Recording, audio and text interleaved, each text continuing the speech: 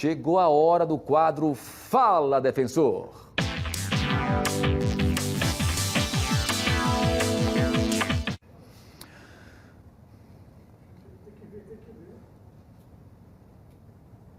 Muito bem, minha gente. Olha, algumas gerações cresceram ouvindo aquela famosa frase: em briga de marido e mulher, ninguém mete a colher. Nos últimos anos, as campanhas de combate à violência doméstica e o surgimento das redes de acolhimento às vítimas de relacionamentos abusivos vem mostrando que é preciso meter sim a colher para salvar vidas. Mas ainda há muita gente que assiste à situação de violência doméstica e se vê num dilema sobre o dever de interferir ou não. Esse é um assunto para a defensora pública Andréa Carla Tonini, que está aqui conosco pela internet. Defensora, muito boa tarde, prazer conhecê-la, bem-vinda. Boa tarde, Tiago, tudo bem? Graças a Deus, tudo bem. Defensora, a gente tem aí dois casos agora, né? Dois últimos casos importantes, um de repercussão nacional e até internacional, envolvendo, né, o músico, o DJ lá do Ceará, onde as imagens ficaram claras que existiu a participação, muitas vezes as agressões aconteciam na frente de outras pessoas. E aí esse cidadão, que é um motorista do DJ lá, está sendo questionado por que ele não avisou a polícia, não prestou um boletim de ocorrência, e ele tem dado aí as suas justificativas. Uma outra questão também, em outro caso, é aqui de Maceió, nós mostramos, se não me falha a memória, ontem, né, de um cidadão que foi flagrado agredindo uma mulher dentro de uma padaria aqui na Ponta Verde. Tudo acabou na delegacia, mas a esposa, a mulher, a vítima agredida, não quis levar o caso adiante. Só que, né, o caso foi denunciado por uma advogada e que ela, por si só, né, quis levar adiante toda essa situação para apurar todo esse fato. São situações distintas. Eu até disse aqui naquela ocasião que eu não queria entrar no mérito da discussão sobre o que é que motiva ou não alguém não denunciar. A gente tem aí N fatores. Eu queria que a senhora descrevesse, por favor, toda essa situação. Fiz questão de contextualizar tudo para que a gente possa introduzir exatamente esse tema aos nossos telespectadores. Por favor. Foi muito importante, Tiago, o teu contexto, até para a gente entender, né, que o calar-se, ele é multifatorial. Ou seja, várias situações fazem com que a mulher hesite, né, ou não queira levar adiante um processo que envolve a violência doméstica. Um dos fatores que eu posso apontar é a vergonha, né? A mulher acaba ficando envergonhada de estar diante daquela situação de violência, que normalmente não é uma situação isolada, ela já vem vivendo isso há algum tempo, né? Além da questão da vergonha, tem a questão do descrédito das acusações. Esses casos que você relata, eles estão filmados, eles foram presenciados por outras pessoas, mas normalmente a violência doméstica é um delito que acontece dentro do lar e sem testemunhas. E isso faz com que as mulheres muitas vezes se sintam constrangidas a denunciar, porque não tem testemunha, não tem como provar, principalmente quando a violência não deixa vestígios, né? Outra situação também é a culpa, né? A culpa que essa mulher sente, que ela carrega pelo fato de que, denunciando um delito de violência doméstica, ela vai normalmente associar isso a uma medida protetiva de afastamento, e esse afastamento acaba repercutindo em todo o contexto familiar, né? Se você pensar que o afastamento do pai de casa vai repercutir também no convívio dele com os filhos, você também passa a entender melhor o porquê que muitas mulheres preferem, às vezes, não denunciar e tentar resolver aquela situação de outra maneira, né? São reféns da própria situação, né? Justamente. E por fim, Tiago, e o que é muito comum, é a mulher desconhecer que está sendo vítima de violência, ela não reconhece, porque muitos comportamentos de violência doméstica, eles estão tão normalizados na sociedade que a mulher não consegue identificar aquela situação que ela vivencia com uma situação de violência doméstica. principalmente quando a gente está diante de violência psicológica. Exatamente. É de um absurdo tamanho, né? A gente não sabe a dimensão, né, que isso pode causar, né? Deixa eu aproveitar a doutora Carla, porque nós estamos recebendo aí várias perguntas dos nossos telespectadores e eu queria, né, que a gente possa compartilhar, discutir um pouco em cima daquele que foi perguntado. Vamos à nossa primeira pergunta, por favor, produção. Bom, está aqui a Fernanda Bispo perguntando: o que leva a vítima a se calar, doutora? Então, justamente esse conjunto de fatores que eu acabei de relatar, né?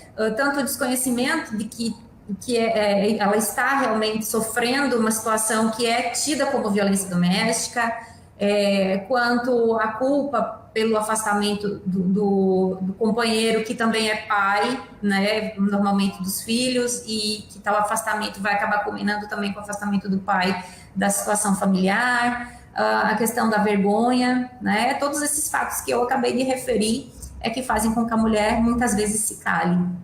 Verdade. Vamos para a próxima segunda, então, produção, por gentileza.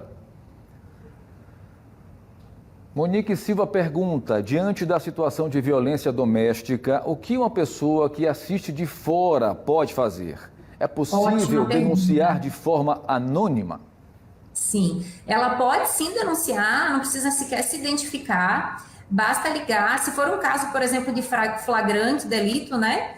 Que foi o caso que você relatou desse fato de Maceió, da pessoa estar sendo agredida fisicamente no local público, qualquer pessoa que presencia aquela situação pode sim acionar a polícia militar e tão logo eles cheguem vão ser tomados os procedimentos do flagrante delito, né? As partes vão ser conduzidas à delegacia e vai se lavrar um auto de prisão em flagrante.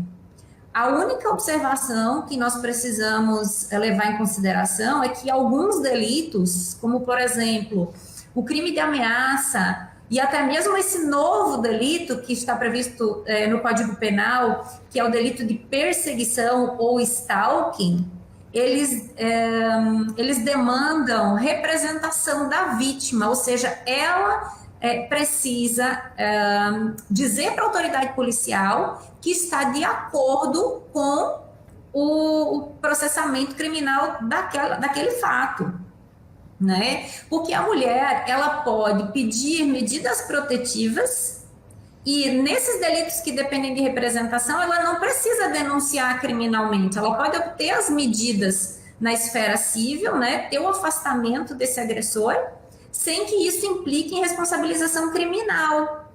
Mas em outras situações, como é o caso da lesão corporal, né, da agressão física, aí, nesse caso, independe da vontade da mulher, que é o que parece foi o que você relatou. Exato. Desse caso que aconteceu. Exatamente. Né?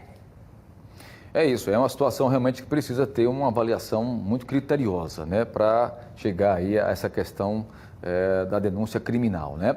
Vamos à terceira pergunta, por gentileza, produção. Bom, José Firmino Júnior pergunta da seguinte forma: há quem diga que denunciar não adianta, que a justiça falha ou a vítima vai voltar à relação abusiva. Esse ciclo pode ser quebrado?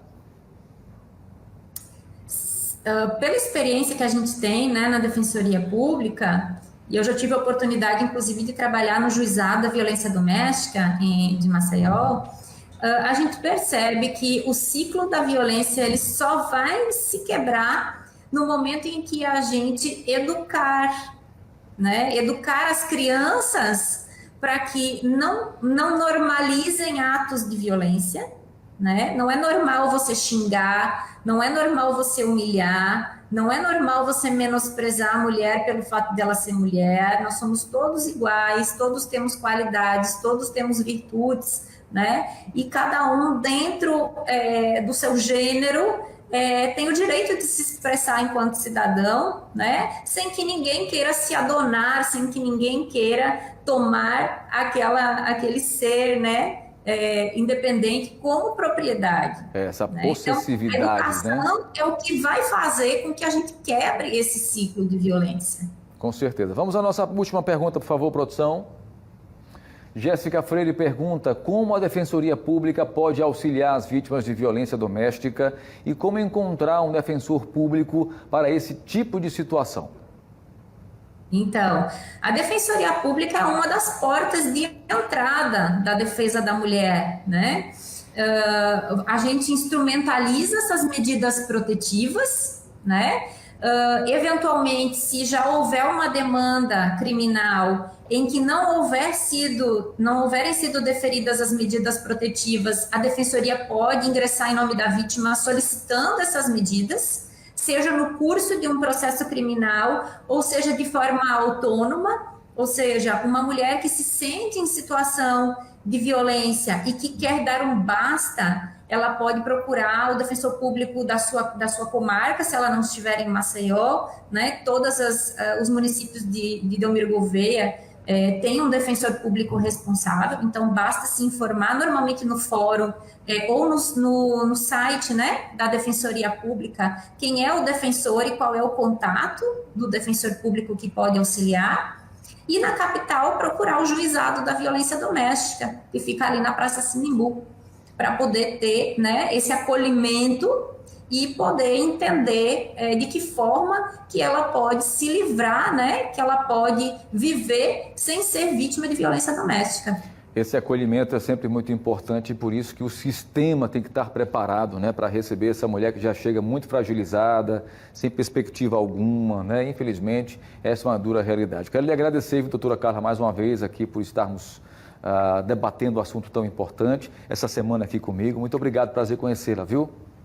O prazer foi meu e eu que agradeço essa oportunidade. Grande abraço, até semana que vem.